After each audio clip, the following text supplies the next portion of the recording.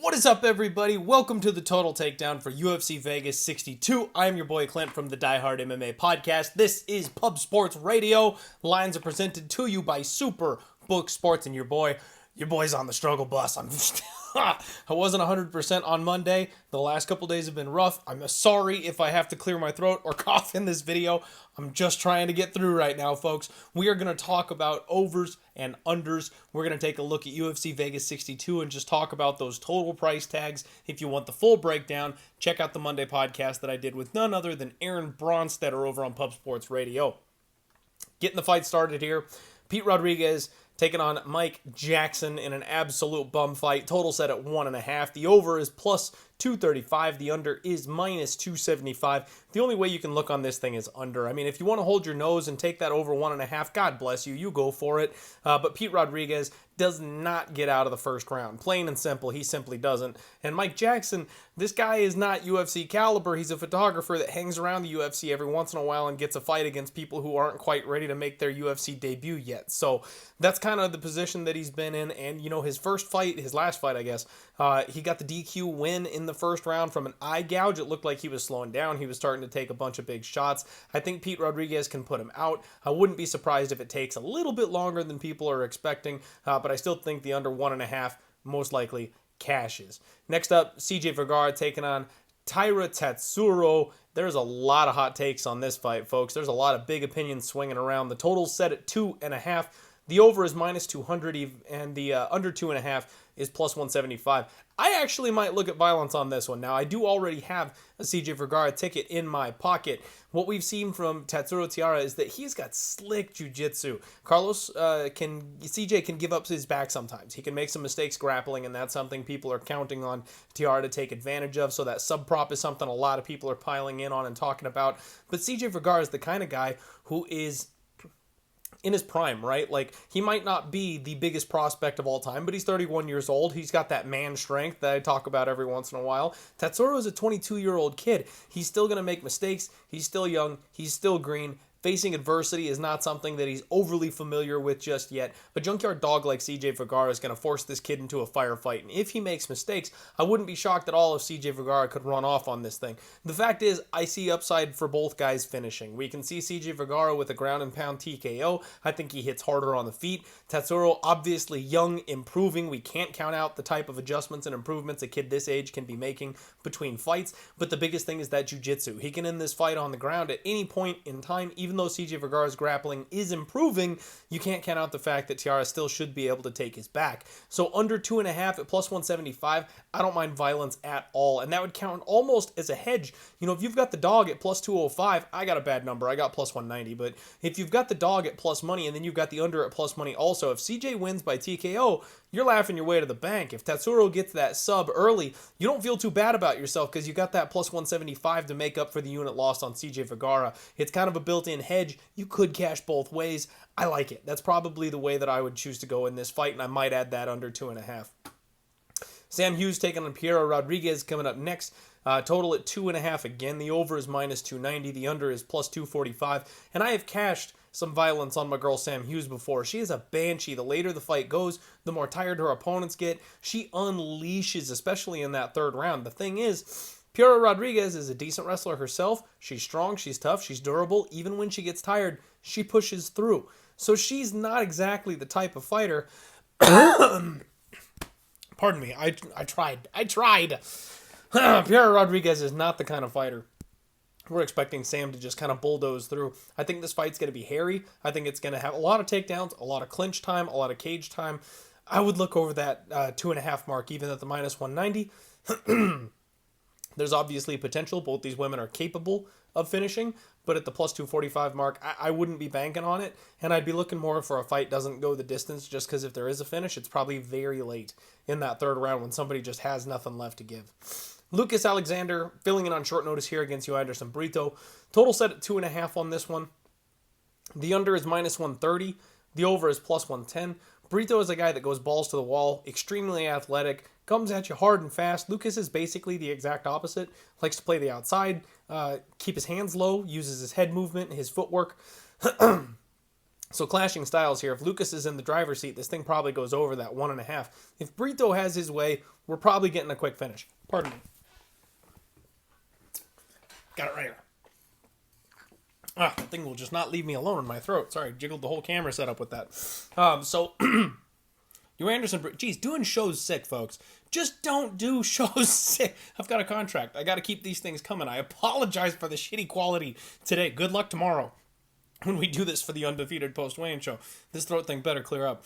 Brito had better come out strong in this fight. I think he will. I think he can. I think Lucas has some upside. I like his skill set. I like his style, but I'm not convinced he's UFC caliber at this point. I kind of think Brito can maul this kid on the ground, but that also could lend itself to an over.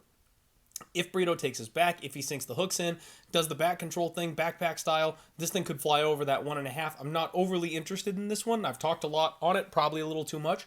I will lean at the under 1.5, but the minus 130, there's too many question marks on this fight. Short notice fighters, I prefer to fade them, but we can also see them fade down the stretch, not so much in the first round always. So yeah, I'll say under, but I'm not confident on that whatsoever. Jacob Malkoun taking on Nick Maximov, total at 2.5 again, over minus 260, under plus 230. Let's say over. I mean, these guys are both grappling machines, both have good solid sub defense. There's a chance one of these guys could maybe slip on a banana peel, get a grounded pound TKO, something like that. Not overly likely in my opinion. So I'm going to say over 2.5 minus 260. I don't think I trust either of them enough to like parlay it or anything like that. So complete stay away there for me. Victor Henry taking on Raphael Assunção. Total again at 2.5. The over is minus 140. The under is plus 120. And until his last little run here, Raphael Assunção has been very, very tough and very, very durable. Hard to put away. Victor Henry's been a bit of a decision machine. But his last fight, geez, like anybody other than Hani Barcelos would have gone down to some of the shots he was landing in that last fight. I'm not convinced that Raphael Assunção, in the current form that he is in, can take that kind of punishment. So I will lean to the under 2.5 at plus 120. But again, if either of these guys kind of reverts to their previous status, if Raphael Assunção decides to use the grappling, if Victor Henry goes back to a more low-paced point fighting style, because Assunção does nullify a lot of volume from his opponents, we could see this thing go over, and over 2.5 minus 140 wouldn't be a half-bad price tag in hindsight. So I'll lean over, but I don't know. My gut kind of tells me Henry finishes, so maybe I should lean under instead. I am so sorry. I'm going to try and get through this as quickly as possible so I don't die on camera. Brandon Davis, man of Martinez. Total set at 2.5. The over minus 130. The under plus 110. I would lean towards violence on this one. Amanda Martinez should have been making improvements. Kid is in some serious shape right now. Really putting the work in over at Glory MMA. And I think Brandon Davis is just shot. I hate to say it. I'm a fan of the guy. Very skilled, very well-rounded. Another guy with legendary durability up until recently. It just starts to edge off, and I think Mana Martinez probably cracks him. If he doesn't, we've seen Mana in some bad positions. He's been hurt on the feet as well. He's given up some submissions as well. Both guys definitely can finish. I'd be looking under 2.5 violence on this one. Alonzo Menifield, Misha Cirkunov, total at 1.5. Under is minus 125, and that's the only way you can look here, folks. I mean, do you really expect Misha Cirkunov to come out and look like... oh, what's his name? For some reason, Beast Boy is the only name sticking in my head, and that's not the right one. The sick brain is what I'm working on here. Anyway, Alonzo Menifield has been forced over that 1.5 round mark by guys like Will Knight that can do the... Devin Clark! Devin Clark. Guys like Devin Clark and Will Knight, guys that can survive that first big bomb, force him to grapple. Durable guys. That's not Misha Cirkunov. Misha's not durable at all. So while I do think he can grapple, he does have the grappling edge, he does have the jiu-jitsu edge. If he gets Alonzo Menifield on the ground, Menifield does so many things wrong on the mat. Like, he will get his back, he will snatch up a neck, he will snatch up an arm. Like, if it hits the ground, it's over. So I could see this fight getting extended against maybe a different opponent, not this one. I'd say under 1.5 at minus 125. Jordan Wright, Duško Todorović. Superbook has taken this line down, folks. So much money is flooded in on this 1.5 that it's down to like minus 240. This under 1.5 is juiced as hard as it can get. And you know what the crazy thing is? The only thing I can think here is be contrarian. Now, I know that sounds insane because Jordan Wright, Beverly Hills Ninja, all this guy does is go under, right? His fights are like 30 seconds apiece, so you can't expect this fight to go over. But both these guys have been chinned recently. Both these guys have been hurt and knocked out recently. What you see with fighters is when that happens, they change up their styles. You know, Jordan Wright in his last fight, we saw him go to the takedowns. We saw him go to the grappling. He didn't want to be anywhere near Marc-Andre Barriault's hands. He ended up getting his neck caught in a guillotine, but he was doing everything he could to avoid the punches. So with that in mind, Duško's doing kind of the same thing. You saw him use a grappling heavy game plan in his last fight. I think we could see some cage time. I think we could see some clinch work. We could see some grappling. This thing originally opened, believe it or not, under 1.5 at -130. And it's been smoked down to -240. So the bookies think there's about a pick'em price tag that this thing goes over 1.5. If you wanted to take a stab on that extremely juicy over 1.5 at the books that are still offering it, you're getting like 2-1 for these guys to hug each other for a couple of minutes. You will be sweating bullets the entire time because these are both fighters that have massive finishing upside and chin discrepancies. You should be looking under, but that's why that 130 got smoked and it's no longer available. You can kind of only look contrarian now. I wouldn't be shocked if this thing squeezed over the 1.5 round mark and everybody was screaming and ripping up their tickets this weekend. So just be careful. We missed the boat. Don't jump in on that under 1.5 now. But you don't have to bet the over. You can always pass. Brandon Royval taking on Askar. Askarov. What a fight. This is a legit battle for this one. I can't wait for this fight. Over 2.5 is -135. Under 2.5 is +115. Anytime Brandon Royval's in a fight, I look at the under. This dude causes chaos. He causes violence. That's all he does. And then he thrives in that chaos that his opponents can't quite handle. I could see him doing that again here to Askarov. But Askar is another guy who maintains a hell of a pace. I want to see these guys face off. I want to see how they size up, because if Brandon Royval has a decent size advantage on Askar and can make him work, we've seen the gas tank kind of pop up and be a little bit of an issue for Askar. So a late finish from Brandon Royval after Askar gets tired is absolutely on the table. Brandon Royval does make some mistakes grappling. He's got those durability concerns, the shoulder popping out. We've seen him get chinned a couple times. Askar actually has decent boxing. Like, both guys absolutely can finish this fight. That under 2.5 at +115 has my attention. I'm a little interested in that number. Cub Swanson taking on Jonathan Martinez. Total at 2.5. Over 2.5 -150. Under 2.5 +130. Kind of like the under 2.5 again. Kind of looking at violence on this entire card for the most part. You know, both these guys have hard weight cuts. Cub making the weight class for a first time. Jonathan Martinez does good work with his boxing, does good work with his kicks. We saw the kick to the body hurt Cub Swanson last time out. And we saw Jonathan Martinez in his last fight, especially his last couple fights. He's been getting cracked by people that are coming in boxing.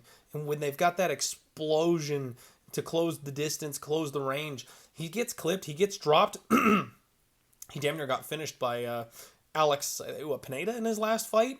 I think 3 different occasions. He got dropped, he got sat down, but it was at the buzzer. He couldn't quite finish up on it in time. If Cub Swanson is anything like the Cub we've seen before, that's exactly the kind of attack he offers. He could close the distance and force a killer be killed type of fight out of Jonathan Martinez. This under has got my attention. +130 for the under 2.5, especially with both guys having potentially tough weight cuts. I think they could be not 100%. If they both have durability concerns and they both have that finishing upside, I think an under here makes some sense. Main event time, Alexa Grasso taking on Viviane Araujo. Total at 4.5 for this one. Over 4.5 is -215. The under 4.5 is +190. And again, I would be interested in some violence here. Now with the ladies, it's tough to call that sometimes, but Vivi's got some submission chops on her. I mean, that heavy grappling upside, the explosiveness, the physicality, I think that's going to cause problems for Alexa Grasso early. But Grasso also has some serious submission chops on her. She's been working hard on that ground game. We saw it in her last fight. She got a submission win last time out. But let's not forget the boxing. Let's not forget the hands. Let's not forget the speed. Those are all things that she still has available to her. And especially with someone like Vivi, who can get tired in the later rounds, who can gas out the deeper the fight goes. Someone like Alexa Grasso will take her to school in the boxing realm, and we could potentially see a late finish from Alexa Grasso, even on the feet, if Vivi just doesn't have that 5-round gas tank in her. Not everyone's built for 5 rounds, folks. Like, that's the thing we've seen in MMA time and time again. Not everybody is built for 5 rounds. So I'm kind of like in the under 4.5 at +190 if I was going to make it a bet on the main event here from a totals perspective. Folks, that's the total takedown. I'm going to get out of here because this video has been awful. The quality's terrible. And I'm trying not to cough in the microphone again. I apologize. Hopefully I'm going to kick this bug, and we'll be back to our regular high-quality content next week. I will see you tomorrow for the Undefeated post-weigh-in show. Send me well wishes and Benadryl. Let's roll.